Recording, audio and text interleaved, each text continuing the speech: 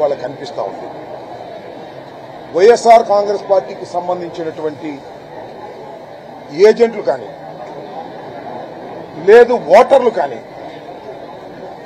ఆ బూతుల్లోకి వెళ్లకోకుండా ఉండే విధంగా ఒక పద్ధతి ప్రకారం తెలుగుదేశం పార్టీ పోలీసులు కలిసికట్టుగా కుట్ర చేసి ఒక వ్యూహం ప్రకారం ఉదయం నుంచి అమలు చేస్తున్నారు.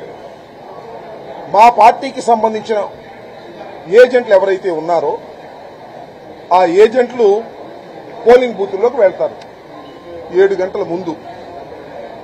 ఎక్కడా కూడా మా ఏజెంట్స్ని అలౌ చేయలేదు. 1-2 చోట్ల మా ఏజెంట్లు వెళ్లిన తర్వాత కూడా వారిని దౌర్జన్యంగా పోలీసుల సహాయంతో ఇతర ప్రాంతాల నుంచి వచ్చినటువంటి తెలుగుదేశం కార్యకర్తల నుండి గుండాలనండి ఇతర ప్రాంతాల నుంచి అంటే పులివెందుల నియోజకవర్గానికి సంబంధం లేని వాళ్ళు, పులివెందుల జడ్పీటీసీ పరిధిలో సంబంధం లేని వాళ్ళు, జంబలమడుగు నుంచి ఇతర నియోజకవర్గాల నుంచి వందలాది మంది వచ్చి పోలీసుల సహకారంతో మా ఏజెంట్లను లాగివేసే పరిస్థితి తీసుకురావడం అనేది చాలా దురదృష్టకరమైనటువంటి పరిణామంగా మేము భావిస్తున్నాం. అదేవిధంగా మాజీ ఎంపీపీ పులివెందుల ఆయన బలరామరెడ్డి గారు, ఆయన ఒక బూత్లో ఏజెంట్. ఆయన వెళ్ళలేలా బయటికి లాగేశాడు. ఏజెంట్ లేకోకుండానే ఎన్నిక జరుగుతూ ఉంది, పోలింగ్ జరుగుతూ ఉంది. ఓటర్లు ఎవరైనా పోలింగ్ స్టేషన్లోకి వెళ్లేటటువంటి ప్రయత్నం చేస్తే వాళ్ళు వైసీపీ అని ఐడెంటిఫై అయితే గ్రామంలో వాళ్ళు లోపలికి వెళ్ళడానికి వీల్లేదు అని వాళ్ళు స్లిప్పులు లాగేసుకుంటున్నారు. ఇతర ప్రాంతాల నుంచి వచ్చిన వాళ్ళు ఎవరైతే ఉన్నారో వాళ్ళకి ఆ స్లిప్పులు ఇస్తున్నారు. ఈ స్లిప్పులు తీసుకెళ్లి ఓట్లు వేసేస్తున్నారు. ఓట్లు వేసేయటం సాధ్యం అంటే ఎలక్షన్ కమిషన్ వారు అక్కడ ఉన్నటువంటి వారు ఎలవ్ చేస్తున్నారు. దురదృష్టకరంగా ఈ పరిణామం జరుగుతూ ఉంది. అంతేకాదు, అవినాష్ రెడ్డి గారిని అరెస్ట్ చేశారు. హౌస్ అరెస్ట్ కూడా కాదు, ఇంట్లోకి చొరబడి ఇల్లంతా ధ్వంసం చేసి ఒక ఎంపీ గారిని అరెస్ట్ చేసి తీసుకువెళ్లారు. తీసుకువెళ్తే ఎర్రగొండలలో అక్కడ దాకా వెళ్లారు. మొత్తం తిప్పుతా ఉన్నారు. సాయం దాకా తిప్పుదాం అనుకుంటారు బహుశా. ఎర్రగొండలో సుధీర్ రెడ్డి గారు మాజీ ఎమ్మెల్యే గారు అడ్డం వచ్చారు. ఏంటండి మా అవినాష్ రెడ్డి గారిని ఈ విధంగా మీరు తిప్పుతున్నారు, ఆయనకి సర్వైకల్ స్పాండిలాసిస్ ఉంది, ఆరోగ్యం బాగోలేదు, మీరు తిప్పడానికి వీల్లేదని కార్యకర్తలు రివర్స్ అయిన తర్వాత గత్యంతరం లేని పరిస్థితుల్లో ఎర్రగొండలో అవినాష్ రెడ్డి గారిని ఈ సుధీర్ రెడ్డి గారి ఇంటికి తరలించారు. ఏమిటి అన్యాయం నేను అడుగుతా ఉన్నాను. ప్రజలు తిరగబడ్డారు. అక్కడ ఎక్కడైతే అవినాష్ రెడ్డి గారిని పులివెందుల్లో అరెస్ట్ చేసి మొత్తం తీసుకెళ్లి మొత్తం తిప్పాలని ప్రయత్నం చేస్తున్నారో ఎందుకు అరెస్ట్ చేశారు? ఇక్కడుండి ఎక్కడైతే అన్యాయం జరుగుతుందో ఆ అన్యాయాల గురించి మాట్లాడతాడనేటువంటి ఉద్దేశంతో ఈయన్ని అరెస్ట్ చేశారు. అరెస్ట్ చేసి తీసుకువెళ్తుంటే మధ్యలో ప్రజలు తిరుగుబడి మళ్ళా గత్యంతరం లేని పరిస్థితుల్లో తీసుకొచ్చి మరి సుధీర్ రెడ్డి ఇంటికాడ ఎర్రగొండలో పెట్టడం జరిగింది. ఇంకా సతీష్ రెడ్డి గారు ఆయన అరెస్ట్ చేశారు. ఇంట్లోనే కూర్చోబెట్టేటటువంటి కార్యక్రమం చేస్తున్నారు. ఎక్కడ చూసినా ఇలాంటి దౌర్జన్యం. ఇంకొక పెద్ద విచిత్రమైన విషయం మీకు చెప్తాను. మా క్యాండిడేట్ ఉన్నాడు కదా హేమంత్ రెడ్డి గారు, ఆయన జడ్పీటీసీ అభ్యర్థిగా పోటీ చేస్తున్న వ్యక్తి. తండ్రి గారు చనిపోతే ఆయన్ని పోటీ పెట్టాం మేము. ఆయన హౌస్ అరెస్ట్ చేశారండి.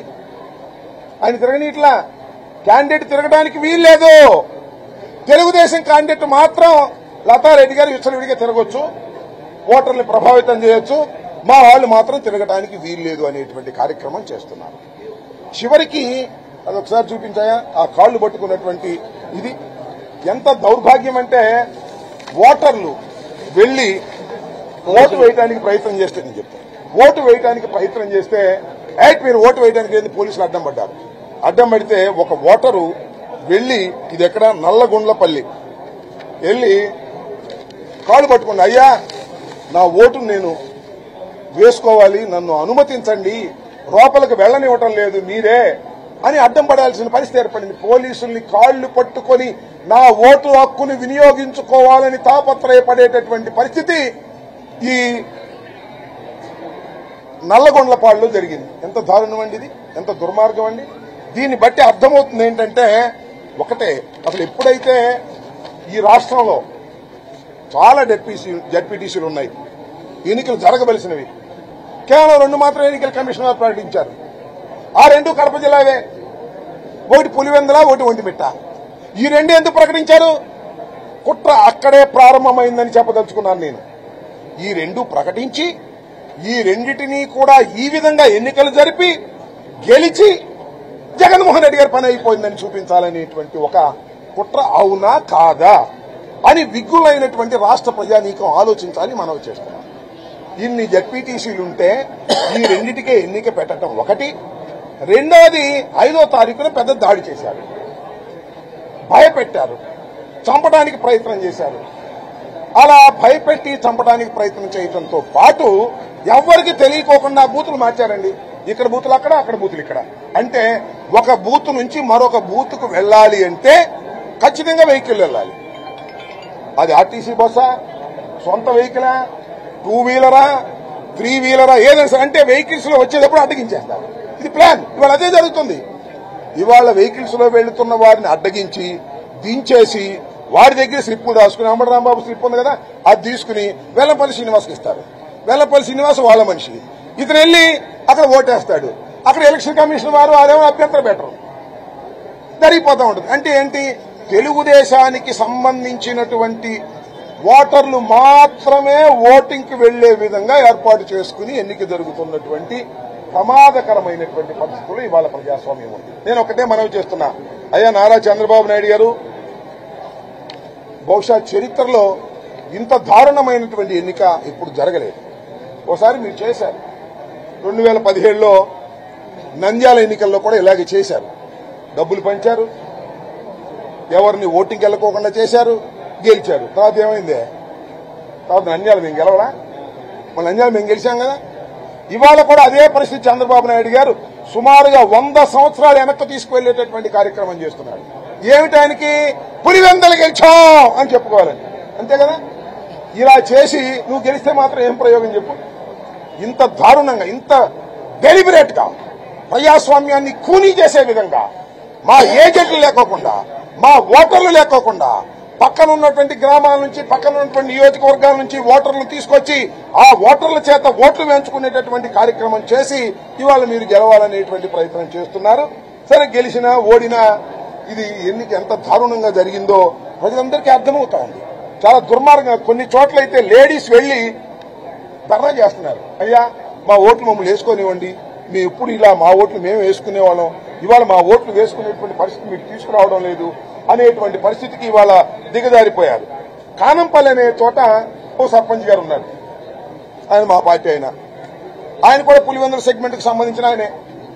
మరి పులివెందులకు సంబంధించినటువంటి ఆ సెగ్మెంట్ లో ఆయన బయట రానివ్వన్నారు. తుపాకీ పెట్టి బెదిరించారు.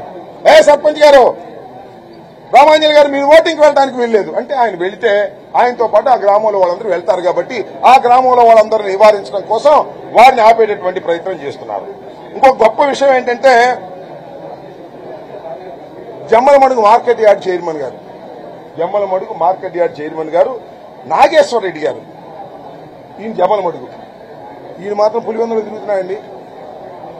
బూత్కి తిరుగుతున్నాడు. పోలీసులు ఎలా చేశారు?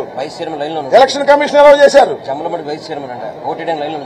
జమ్మలమడుగు ఇదిగో ఈయన జమ్మలమడుగు వైస్ చైర్మన్ అంటే ఎంతవరకు నిజమో మరి దీనిలో ఎవరు చెప్పారు? వేటు SMS లో వచ్చింది, మరి ఎంతవరకు నిజమో నాకు తెలియదు. జమ్మలమడుగు వైస్ చైర్మన్ అంట. ఇక్కడికి వచ్చి ఓటేస్తున్నాడు, లైన్ లో నుంచున్నాడు. మరి ఓటు ఏనిచ్చారో ఏమీ లేదు, అదే ఏనిచ్చుంటారు. ఇదంతా ఏనిచ్చారంటే ఇది వేటు న్యూస్ లో వచ్చినటువంటి, మీడియాలో వచ్చినటువంటి అంశం. ఇది నాకైతే దీని ద్వారా మాత్రమే తెలిసింది. ఎంతవరకు నిజమో చెక్ చేసుకోవాల్సిన అవసరం ఉంది. సతీష్ రెడ్డి గారిని అయితే హోం అరెస్ట్ చేశారు, హౌస్ అరెస్టు. ఈ విధంగా దారుణమైనటువంటి పద్ధతుల్లో ఇవాళ పులివెందుల, ఒంటిమిట్ట ఎలక్షన్లు జరుగుతూ ఉన్నాయి.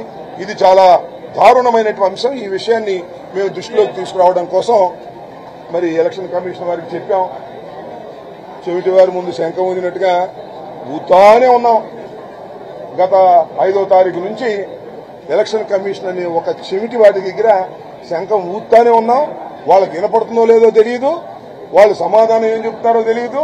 అక్కడ మాత్రం జరుగుతా ఉంది. దోపిడీ దొంగల ముఠాలాగా జరుగుతా ఉంది.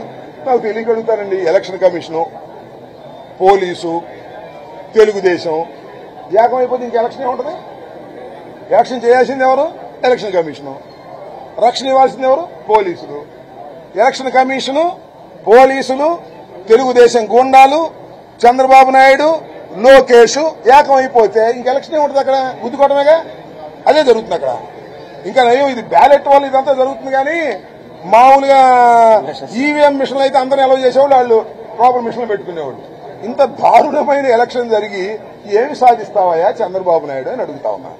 ఏమి సాధించగలుగుతావా అని అడుగుతా ఉన్నా. దారుణమైన ఎన్నిక చేసి నంద్యాలలో ఏమి సాధించావు?